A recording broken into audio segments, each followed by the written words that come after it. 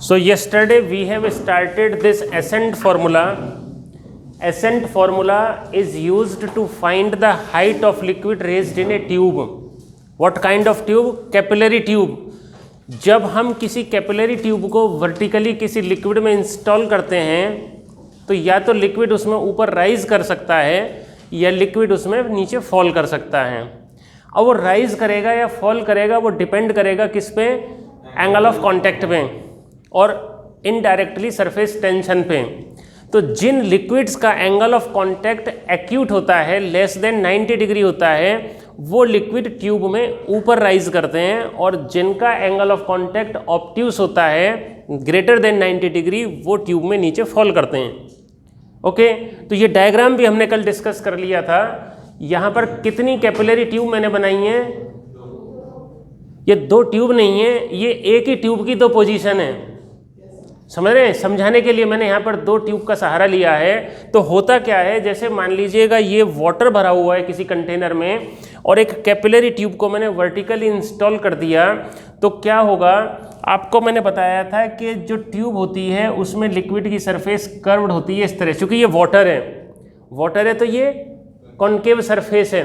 ठीक है, अगर ये मरकरी होता तो कॉन्वेक्स सरफेस होती, because of angle of contact and this cohesive and adhesive forces.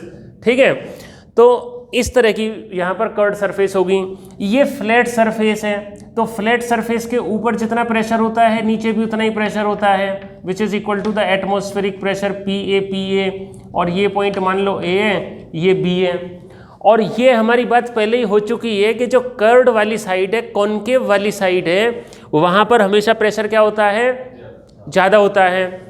ठीक है, तो अब कॉन्केव साइड में प्रेशर ज़्यादा, तो यहाँ वाली साइड में प्रेशर ज़्यादा होगा इसके कंपैरिजन में। ये कॉन्केव साइड है, कॉन्वेक्स साइड है। कर्व्ड में, फ्लैट में तो ऊपर नीचे बराबर होगा, तभी ना वो फ्लैट है। अगर उसमें डिफरेंस होता तो वो भी कर्व्ड होती। तो कर्व्ड साइड में, कॉन्केव साइड में प्रेशर हमेशा ज़्यादा होता है। और ये एक लिक्विड की सरफेस है, लिक्विड ड्रॉप की तरह ये काम करेगी। और लिक्विड ड्रॉप में एक्सिस प्रेशर हम 2T/R पढ़ चुके हैं कि भाई 2T/R होता है। तो ऊपर वाले पॉइंट पे मान लो ये ऊपर वाला पॉइंट D है और C है, नीचे वाला पॉइंट D है, तो यहाँ 2T/R एक्स्ट्रा प्रेशर होगा यहाँ से। ठीक है, तो यहाँ अब यहाँ 2T/R एक्स्ट्रा होगा, या मैं ये भी कह सकता हूँ यहाँ 2T/R कम होगा। बात तो एक ही है ना भाई, किसी के पास 10 रुपये ज़्यादा है दूसरे से, तो दूसरे के पास 10 रुपये कम है, बात तो एक ही है। तो यहाँ पर अगर मेरा प्रेशर PA है ऊपर वाले पॉइंट पे, तो यहाँ PA माइनस 2T/R होगा। If pressure at C is PA, which is atmospheric pressure, then pressure at D is equal to PA minus 2T/R, क्योंकि वो कर्व्ड सरफेस है और कर्व्ड सरफेस में एक्सेस प्रेशर 2T/R होता है। लेकिन लिक्विड प्रेशर की एक प्रॉपर्टी होती है कि भाई liquid pressure is same at all the points in the same level.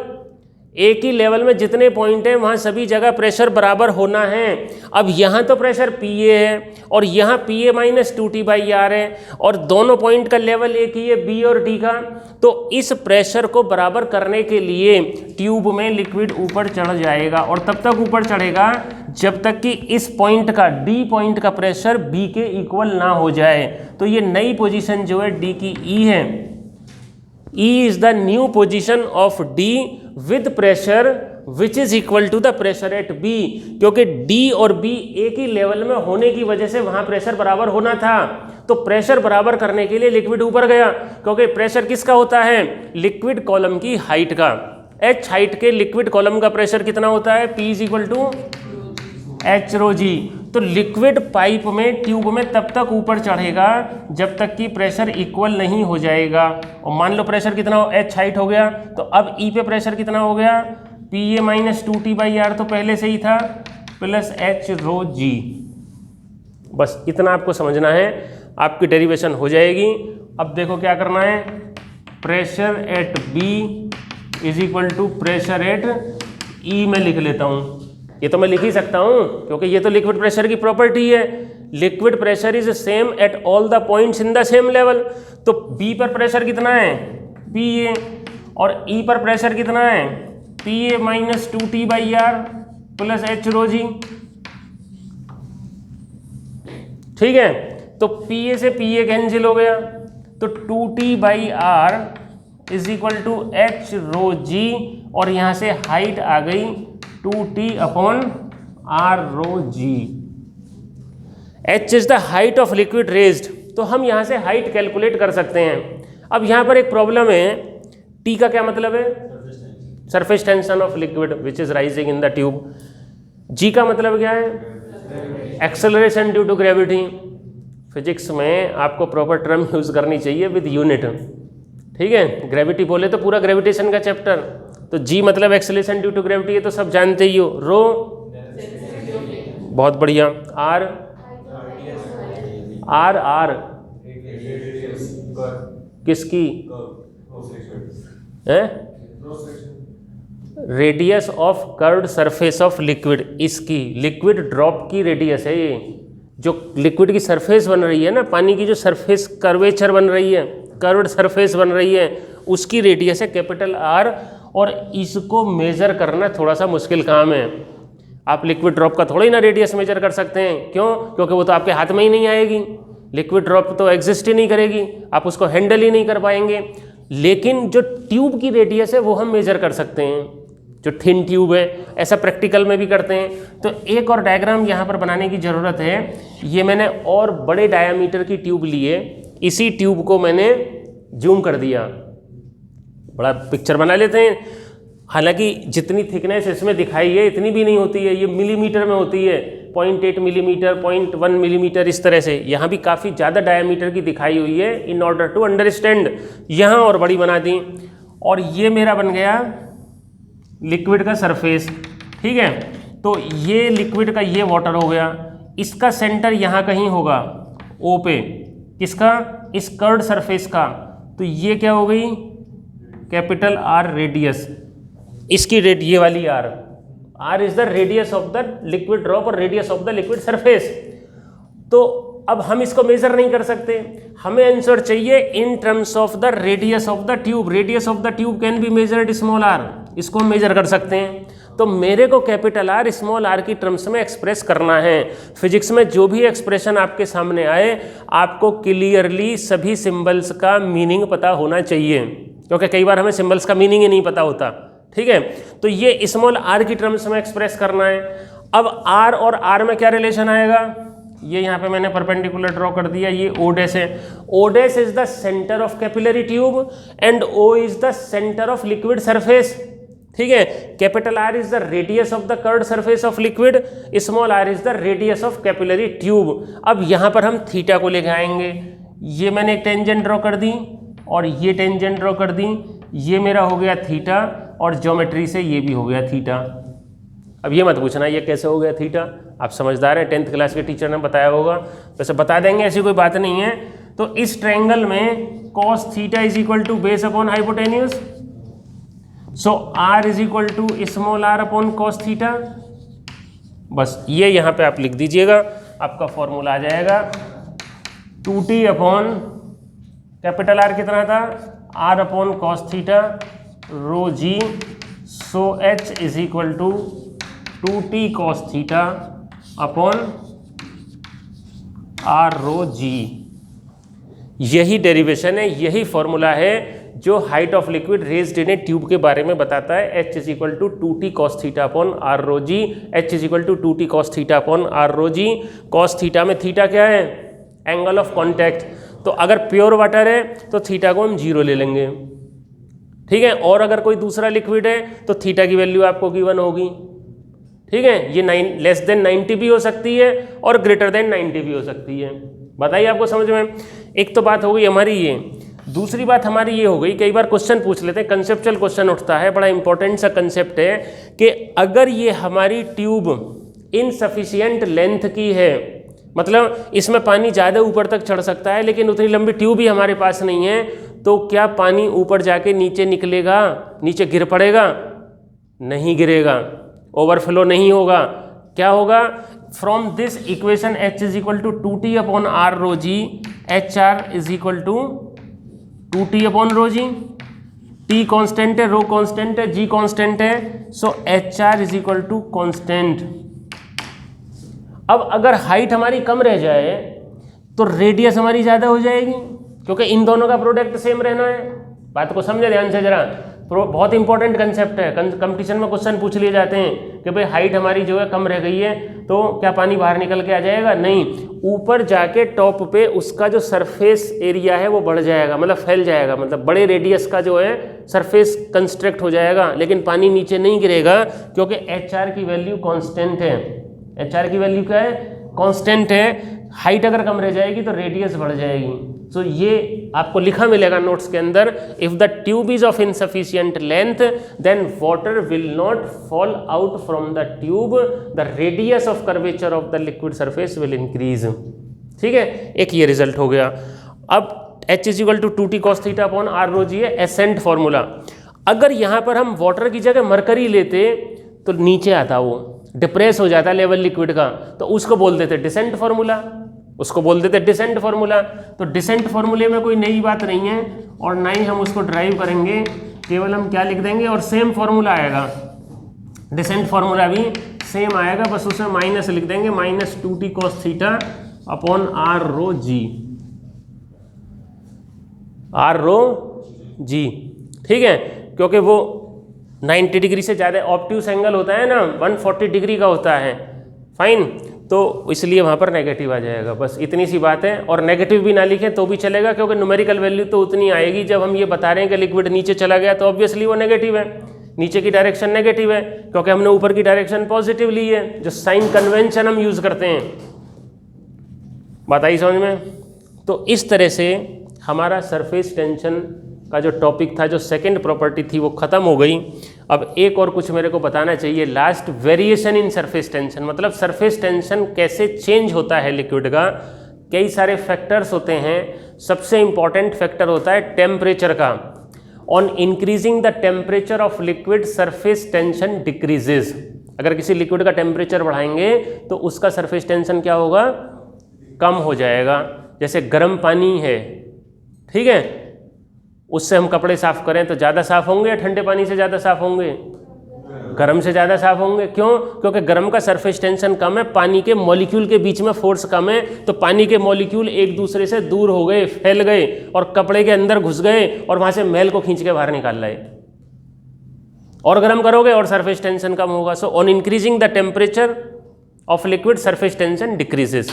दूसरा, इम्प्योरिटी ऐड करने से सरफेस टेंशन चेंज होता है। अरे तुम लिखो मत, सुनो बस, तुम मत, पहले भी बता चुका हूँ, सब लिखा हुआ मिलेगा। आप नोट्स देखो, हम नोट्स भेज रहे हैं ग्रुप में आपको, वहाँ सब लिखे, एक पॉइंट्स, इंपॉर्टेंट पॉइंट, कई चीज़ें जो इस साल के सिलेबस में नहीं है बट यूजफुल हैं, वो भी आपको लिखी मिलेंगी। आप बस सुने और वहाँ जाके उनको पढ़ के याद कर लें और एग्जाम में लिखाएं, आपके फुल मार्क्स आ जाएंगे। ठीक है, तो अब इम्प्योरिटी ऐड करने से, इम्प्योरिटी दो तरह की होती है। एक तो ऐसी इम्प्योरिटी होती है जो कंप्लीटली सॉल्यूबल होती है, और एक ऐसी होती है जो स्पेयरिंगली सॉल्यूबल होती है, कम सॉल्यूबल। जैसे मान लो नमक डाल दिया पानी में तो नमक पूरी तरह घुल जाएगा, या चीनी डाल दी वो पूरी तरह घुल जाएगी, तो वो सरफेस टेंशन को बढ़ाते हैं, क्योंकि उससे लिक्विड क्या हो जाएगा? गाढ़ा हो जाएगा, विस्कस हो जाएगा ज़्यादा। लेकिन कुछ ऐसे हैं जो स्पेयरिंगली सॉल्यूबल हैं, जैसे पानी में फिनॉल डाल दिया, पूरा नहीं घुलेगा, तो सरफेस टेंशन क्या होगा?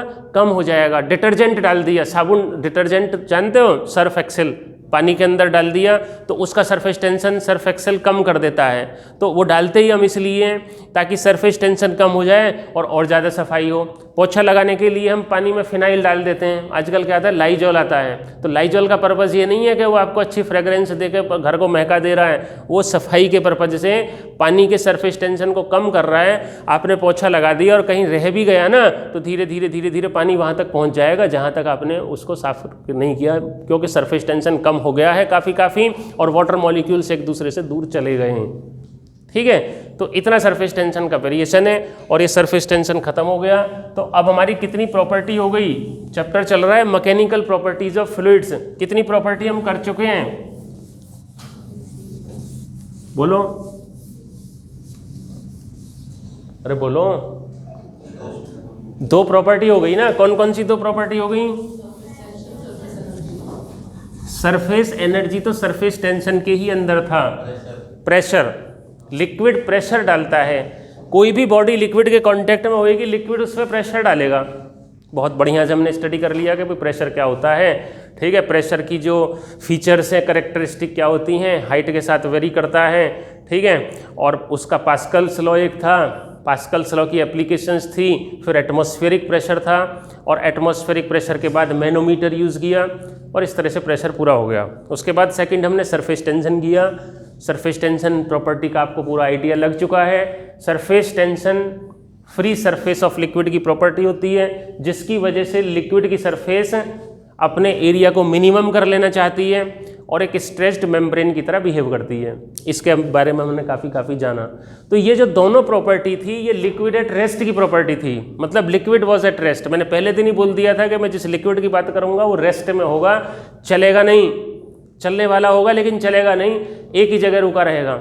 अब हम आ जा रहे हैं mechanical properties of fluids in motion, मतलब अब हमारा लिक्विड चलता रहेगा। अब मैं जिस पानी की बात करूंगा वो पानी चलता रहेगा, उसका फ्लो होता रहेगा, वो रुकेगा नहीं, लेकिन रुकने वाला होगा लेकिन रुकेगा नहीं। जैसे रिवर के अंदर वाटर का फ्लो है, ठीक है, पाइप के अंदर वाटर का फ्लो है, मिक्सर के अंदर, वॉशिंग मशीन के अंदर पानी फ्लो करता है ना। वॉशिंग मशीन के अंदर क्या करते हैं वॉशिंग मशीन से?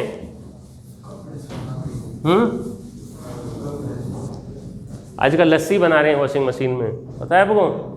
जो किसान आंदोलन चल रहा है वहाँ पर वॉशिंग मशीन रखी हुई है और पंजाब के लोग ला के लस्सी बना रहे हैं उसमें और वो पी रहे हैं ये वॉशिंग। क्यों? क्योंकि उसमें बहुत ही यूनिफॉर्म टेक्सचर की लस्सी बनती है। उसका जो रोटर होता है बहुत हाई स्पीड से घूमता है और लिक्विड का इतना फास्ट फ्लो होता है कि टर्बुलेंस प्रोड्यूस हो जाती है। Turbulence is a kind of liquid flow. इतना फास्ट फ्लो होगा जैसे एयर का टॉर्नेडो होता है ना, बहुत विंड वेलोसिटी बहुत ज़्यादा हो जाती है सर्कुलेटरी मोशन में, और अगर कोई उसमें फंस गया तो बस उसको कोई बचाने वाला नहीं है। पानी का भी टर्बुलेंस होता है, जहाँ पर डीप वाटर होता है, आप किसी लेक में जाएंगे, किसी रिवर में जाएंगे, वहाँ पर पानी बहुत तेज तेज गोल गोल घूम रहा होगा तो उसको टर्बुलेंस बोलते हैं। रिवर का जो ब्रिज है, पिलर्स के बाद जो पानी कोलाइड करके आएगा वहाँ पर टर्बुलेंस बनेगा। तो ऐसे ही वॉशिंग मशीन के अंदर दही का टर्बुलेंस बना के लस्सी बनाते हैं उसको, और बहुत ही अच्छा वो रहता है। तो washing machine is not only used for washing the cloth, और भी कई पर्पज है उसका। तो वहाँ पर वाटर, वहाँ पर लिक्विड फ्लो कर रहा है। क्या कर रहा है? लिक्विड वहाँ पर फ्लो कर रहा है। तो वही फ्लो हम यहाँ पर स्टार्ट करने जा रहे हैं। ये भी काफ़ी इंपॉर्टेंट है, पक्का क्वेश्चन इसमें से भी आने वाला है। और जो नेक्स्ट प्रॉपर्टी है लिक्विड की वो है फ्लो ऑफ लिक्विड्स, ठीक है। तो पहले तो फ्लो तो जानते ही है, पानी जा ही रहा है पाइप में तो फ्लो हो रहा है लिक्विड का। Basically it is of 3 types. जो सबसे पहला होता है वो होता है स्ट्रीम लाइन फ्लो।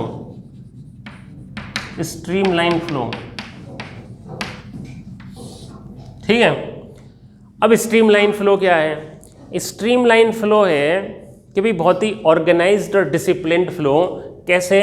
मान लो ये मेरा कोई पाइप है, ठीक है, ये पाइप है, नॉन यूनिफॉर्म क्रॉस सेक्शन का है या यूनिफॉर्म क्रॉस सेक्शन का है। तो जो वाटर पार्टिकल्स हैं उनका जो पाथ ऑफ मोशन है वो स्पेसिफाइड है, क्लियर पाथ ऑफ मोशन है कि वो इंडिपेंडेंट, डिस्टिंग्विशेबल है, यूनिक पाथ है, ठीक है। और इनके अलोंग वाटर पार्टिकल्स मूव करेंगे। इसकी जो कंडीशन है वो ये होगी, अगर मैं कोई भी एक पॉइंट लेता हूं तो उस पॉइंट पर लिक्विड पार्टिकल की वेलोसिटी टेंजेंट के अलोंग होती है, ठीक है। अगर कर्व्ड पाथ पर लिक्विड का मोशन हो रहा है तो किसी पॉइंट पर लिक्विड की जो वेलोसिटी होगी फ्लो की, velocity of flow of liquid, that is along the tangent. और अगर ये स्ट्रीम लाइन फ्लो है तो एक पर्टिकुलर पॉइंट पर जितने भी पार्टिकल्स हैं वो एक ही वेलोसिटी से निकलेंगे। ये इसकी डेफिनेशन है। Stream line flow is the flow of liquid in which all the particles passes through a point with constant velocity. यहाँ पर ये जो पार्टिकल है पी पर कोई, इसका वेलोसिटी वही होगा जो इसके प्रीसीडिंग पार्टिकल्स का वेलोसिटी रहा होगा। तो अब इसमें क्या होगा? इसकी वजह से क्या होगा? जितना पानी अंदर जाएगा उतना ही पानी बाहर निकलेगा। तो आपको लगेगा कि फ्लो हो ही नहीं रहा, क्योंकि इक्विलिब्रियम सेट है, बहुत ही ऑर्गेनाइज्ड है, लाइक एन आर्मी प्लाटून। समझ रहे हैं? एक ऑर्गेनाइज्ड वे में परेड होती है कि नहीं आर्मी की? सबकी पोजीशन अपनी फिक्स होती है, चेंज होएंगे तो यूनिफॉर्म चेंज होएगा, गैप होगा तो यूनिफॉर्म आइडेंटिकल अरेंजमेंट होता है चारों तरफ, ठीक है। और दूसरी तरफ क्या होता है? सब्जी मंडी है, वहाँ पर भगदड़ मच जाती है, लाठी चार्ज हो जाता है कभी भी, ठीक है। तो ये जो लाइंस हैं, जो पाथ हैं, ये एक दूसरे को काटेंगे नहीं, ठीक है। तो यहाँ पर सभी पार्टिकल का पी पर वेलोसिटी फिक्स होगा। अगर मान लो ये कोई पॉइंट क्यू ले लेते तो यहाँ पर वेलोसिटी सबका फिक्स होगा। So this kind of flow is called the streamline flow, ठीक है। अब if this flow is in the form of layers then this is called the laminar flow. तो इस स्ट्रीमलाइन फ्लो को हम क्या बोल देते हैं? लेमिनार फ्लो भी बोल देते हैं। जैसे रिवर में फ्लो है, तो रिवर में जो ऊपर वाली लेयर है वो ज़्यादा तेज फ्लो करती है कि नीचे वाली लेयर ज़्यादा तेज फ्लो करती है? जाके देखेंगे कौन करती है पानी के अंदर। ऊपर वाली करती है, obviously your answer is correct. Deep water runs slow, ऊपर वाला पानी तेज चलता है। तो अब अगर फ्लाईओवर या ब्रिज से दूर की बात है तो वहाँ पर कॉन्स्टेंटली वो फ्लो करता है, तो उसको बोलते हैं laminar flow. When the stream line flow is in the form of layers then this is called laminar flow. जैसे मान लो ये लिक्विड लेयर हो गया, ये दूसरा हो गया, ये तीसरा हो गया, तो इसका वेलोसिटी कम, इसका इससे ज़्यादा, इसका इससे, ये हो गया हमारा लेमिनार। इसमें भी ऐसा नहीं होगा कि नीचे का पानी उछल के ऊपर चला जाए या ऊपर का नीचे चला जाए, that will not be the laminar. Condition of streamline should be followed in case of liquid flow in the form of layers, then only it is called laminar। तो रिवर में ब्रिज और पिलर्स के दूर वाली जो distance होगी, बीच में जहाँ पर नदी होगी, जहाँ पर शांत रूप से peacefully without any disturbance, without any hassle liquid का फ्लो हो रहा होगा, वो लेमिनार होगा। और जब ब्रिज के नीचे से पानी आएगा तो पिलर से टकराएगा, और पिलर से टकराने के बाद फिर मिलेगा, तो वहाँ पर उथल पुथल होएगी, कुछ पानी नीचे जाएगा, कुछ नीचे वाला ऊपर आएगा। बात समझ रहे हैं? So that will not be laminar, that is called turbulence और टर्बुलेंट फ्लो। तो तीसरे तरह का जो फ्लो होता है वो होता है टर्बुलेंट फ्लो। क्या होता है? यस, पी और क्यू पे नहीं, बात आपकी अच्छा क्वेश्चन है, नहीं होगा सेम। इसलिए नहीं होगा क्योंकि यहाँ पर पाइप पतला है और यहाँ पर पाइप मोटा है, ठीक है। तो पतले पाइप में पानी की वेलोसिटी ज़्यादा होती है, ठीक है, और आगे जाएंगे तो और ज़्यादा होगी। और होना इसलिए भी नहीं चाहिए क्योंकि मैं आपसे बता रहा हूँ कि वेलोसिटी सेम रखने के लिए इनके पाथ एक दूसरे को ना काटें, इंटरसेक्ट ना करें। ऐसा तभी पॉसिबल है जब जितना पानी अंदर जाए उतना ही पानी बाहर भी निकल जाए।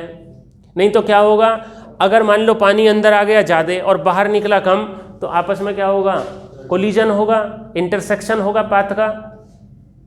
बात समझ रहे हैं ना? मान लीजिए सिनेमा हॉल है, जितने अंदर आए उतने बाहर चले गए बंदे, जो दर्शक हैं, ऑडियंस है, ठीक है। और अगर मान लो अंदर भर गए और बाहर कोई निकला नहीं और बाहर से फिर अंदर आ गए, तो क्या होगा? फिर वहाँ पर डिस्टर्बेंस होगा। तो यहाँ पर वेलोसिटी को ज़्यादा होना ही होगा क्योंकि यहाँ पर जाने का रास्ता कम है।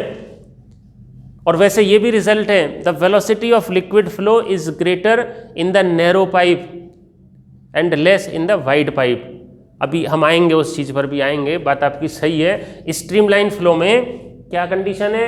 एट ए गिवन पॉइंट, किसी पॉइंट पर सबकी वेलोसिटी सेम होएगी, लेकिन सारे पॉइंट पर सब पार्टिकल की वेलोसिटी सेम हो ऐसा जरूरी नहीं है। ऐसा तो होगा कि क्यू पॉइंट पे जितने भी पार्टिकल जाएंगे उन सबका वेलोसिटी इक्वल होगा, पी पॉइंट से जितने भी पार्टिकल पास होंगे उन सबका वेलोसिटी सेम होगा, लेकिन पी और क्यू पे भी वेलोसिटी सेम होगा ये जरूरी नहीं है।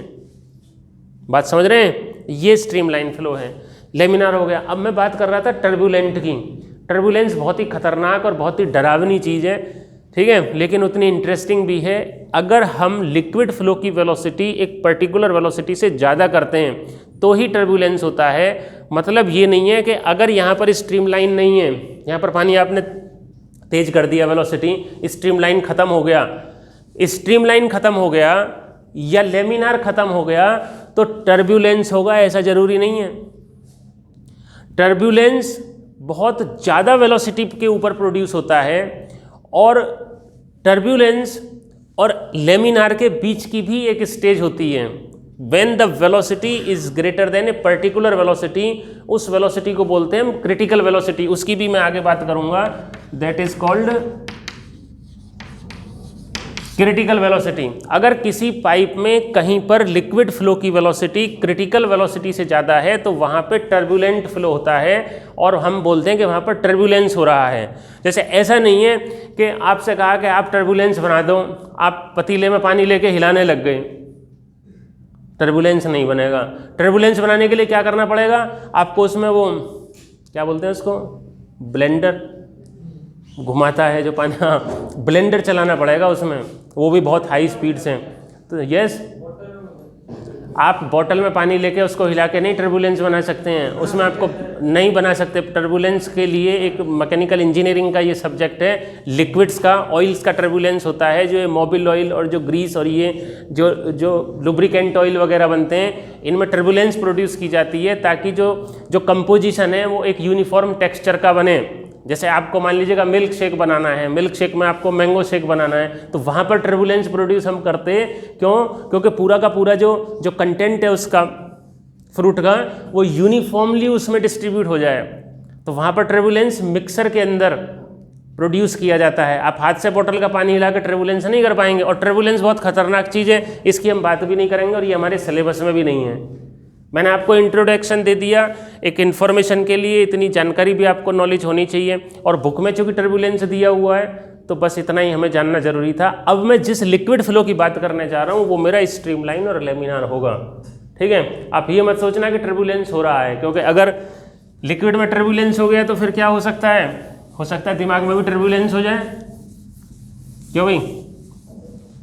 ठीक है, तो अब आपको समझ में आया liquid flow, streamline flow, laminar flow, turbulent flow, ठीक है। अब इंपॉर्टेंट बात करते हैं, equation of continuity. Equation of continuity, तो ये इक्वेशन ऑफ कॉन्टिन्यूटी होती क्या है? देखो क्या होती है, if the liquid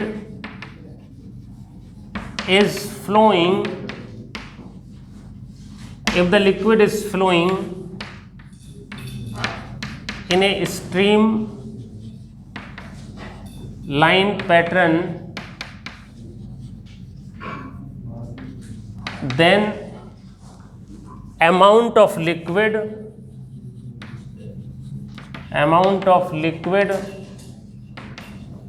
entering per second is equal to the amount of liquid leaving per second। ये इक्वेशन ऑफ कॉन्टिन्यूटी है, और बहुत ही इंटरेस्टिंग रिजल्ट यहां से निकलने जा रहा है। क्या रिजल्ट निकलने जा रहा है देखें जरा।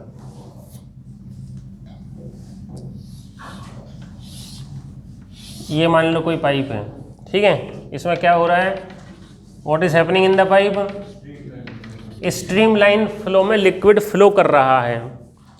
मेरा कहना ये है कि जितना पानी अंदर आएगा जाएगा उतना ही पानी बाहर भी निकलेगा, बट पर यूनिट टाइम।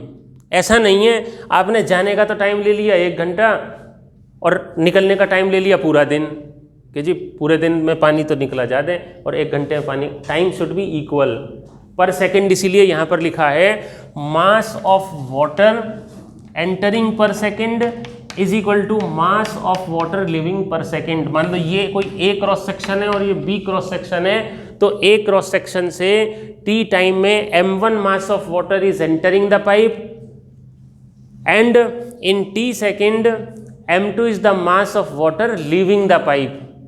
बात आ गई आपको समझ में? ठीक है। अब देखो मास इज इक्वल टू, अगर किसी से भी पूछेंगे तो मास इज इक्वल टू,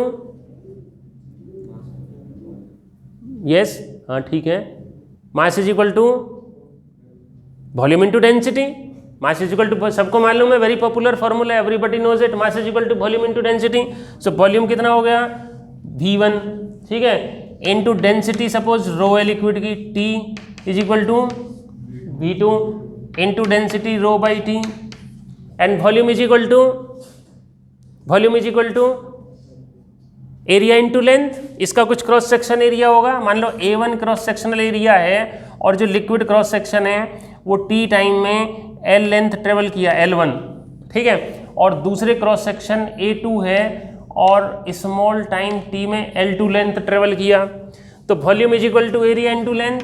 अरे होता है कि नहीं, सिलेंडर का वॉल्यूम कितना होता है, pi r square h, pi r square उसका एरिया है और एच उसकी हाइट है। तो जरूरी थोड़ी है कि हम वॉल्यूम को length into breadth into depth लिखेंगे, हम लेंथ इंटू ब्रेड्थ को एरिया भी लिख देंगे, हमारी राजी, ठीक है। So V is equal to a into l, volume is equal to area into length into rho by t is equal to A2 L2 into rho by t, rho से rho cancel हो गया, distance upon time, distance upon time क्या होता है, velocity. ये तो सही है, स्पीड है तो 5th क्लास का फॉर्मूला है। सो A1 V1 is equal to A2 V2, यही हमारी इक्वेशन ऑफ कॉन्टिन्यूटी है, एक मैथमेटिकल इक्वेशन जो स्ट्रीमलाइन फ्लो में लिक्विड फ्लो का फीचर बताती है कि at every cross section of pipe the area of cross section and the velocity का जो प्रोडक्ट है वो हर जगह इक्वल रहेगा, चाहे मैं एंटरिंग वाले पॉइंट पे ले लूँ, चाहे एग्जिट वाले पे ले लूँ, चाहे बीच में किसी पॉइंट पे ले लूँ। तो मैं ये भी लिख सकता हूँ AB is equal to constant, AB is equal to constant. तो A is inversely proportional to B, ऐसे भी लिखा जा सकता है। अभी मैं आपको बता रहा था ना कि आप पूछ रहे थे कि यहाँ वेलोसिटी कम होगा, वेलोसिटी अलग होगा। अगर एरिया चेंज हो जाएगा तो वेलोसिटी भी चेंज हो जाएगा, बिकॉज एरिया और वेलोसिटी का प्रोडक्ट कांस्टेंट रहना है। जैसे मान लीजिएगा ये 5 है और ये 4 है, कितना आएगा, 20 आएगा, और इसको 20 रहना है, और इसको मैंने कर दिया 2, तो ये कितना करना पड़ेगा, 10। तो इसको 5 से घटा के 2 किया, तो इसको 4 से बढ़ा के 10 भी ना करना पड़ेगा, तभी ना कांस्टेंट 20 आएगा। तो प्रोडक्ट कांस्टेंट है, तो अगर एक इंक्रीज करोगे तो दूसरा डिक्रीज हो जाएगा। तो ये आपके सामने प्रूफ हो गया इस बात का। Liquid flows with greater speed in narrow pipes and with less speed in wide pipe. जो वाइड पाइप होते हैं उनमें लिक्विड फ्लो का जो स्पीड है वो कम रहेगा, बिकॉज एरिया ज़्यादा रहेगा तो वेलोसिटी कम रहेगा।